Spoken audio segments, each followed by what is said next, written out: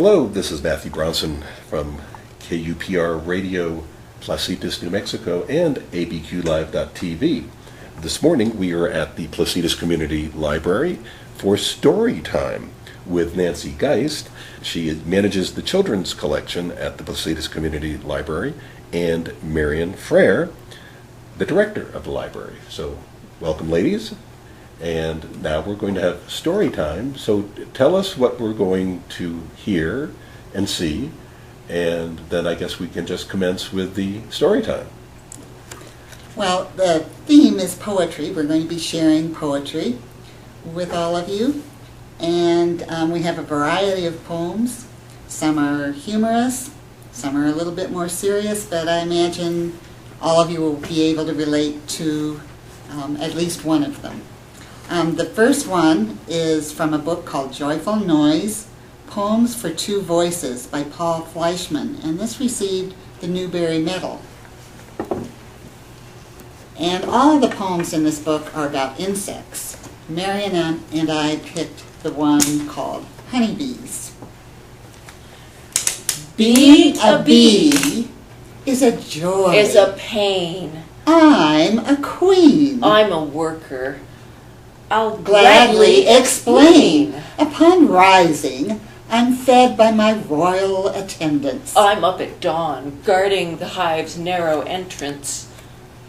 I'm bathed. Then I take out the hive's morning trash. And then I'm groomed. Then I put in an hour making wax, without 2 minutes time to sit down and relax.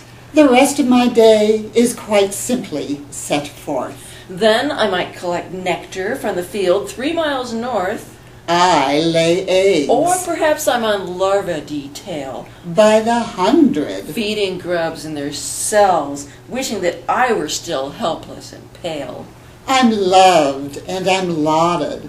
I'm outranked by none. Then I pack combs with pollen, not my idea of fun. When I've done enough laying, Then weary I strive I retire to patch up any cracks in the hive. for the rest of the day. Then I build some new cells, slaving away at enlarging this hell, dreading the sight of another sunrise, wondering why we don't all unionize. Truly, a bee's is the worst of all lives. For our next poem, we chose a poem by Jack Perlutsky from his collection called Something Big Has Been Here. And this poem is called Belinda Blue. Belinda Blue was furious. She fumed. I'm really mad. This is the worst experience that I've ever had. She beat her fists against the wall. She pounded on the floor. I am livid. She exploded. I am bilious to the core. She wrung her hands. She tore her hair. Her tantrum grew and grew. I am angry, angry, angry. Shrieked enraged Belinda Blue. She seemed to be beside herself. She raced around the room. She roared so loud the neighbors thought they'd heard a sonic boom. Her rage was unabated. It appeared she'd never quit. In fact, she seemed to savor every second of her fit. Belinda Blue created such an overwhelming scene because at lunch, her mother said, Please, eat just one green bean. Our next poem comes from Where the Sidewalk Ends by Shel Silverstein, and he also did all the drawings. And this may be a book that many of you might be familiar with. This one is called Sick. I cannot go to school today, said little Peggy Ann McKay. I have the measles and the mumps, a gash, a rash, and purple bumps. My mouth is wet, my throat is dry, I'm going blind in my right eye. My tonsils are as big as rocks. I've counted 16 chicken pox. And there's one more, that's 17. And don't you think my face looks green? Or my leg is cut, my eyes are blue.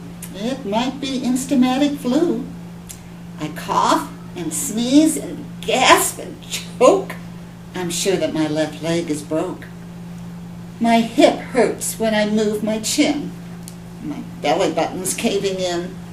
My back is wrenched, my ankle's sprained.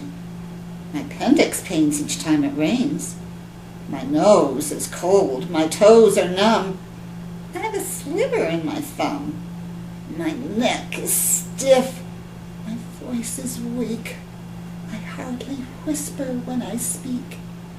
My tongue is filling up my mouth. I think my hair is falling out. My elbow's bent. My spine ain't straight.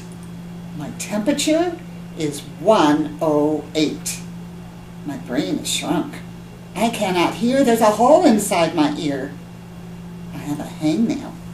And my heart is... What? What's that? What's that you say? You say today is Saturday? Goodbye. I'm going out to play. For the next book, I chose Runny Babbitt.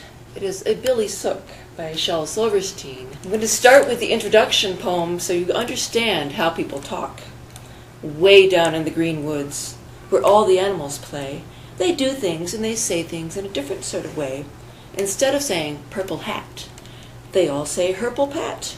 Instead of saying feed the cat, they just say keed the fat. So if you say let's beat a rook that's Billy as can see, you're talking Runny Babbitt talk, just like Mim and he. This is Runny's hand-new brat. Runny got a present, a lovely herple pat. He put it on and passed his owls. What do you think of that? One said, oh, it's storable. One said, yuck, it hinks. Now Runny Babbitt never asks what other people think. The end. Stay tuned for more of Conversations with Matthew Bronson on KUPR 99.9, Placitas, New Mexico.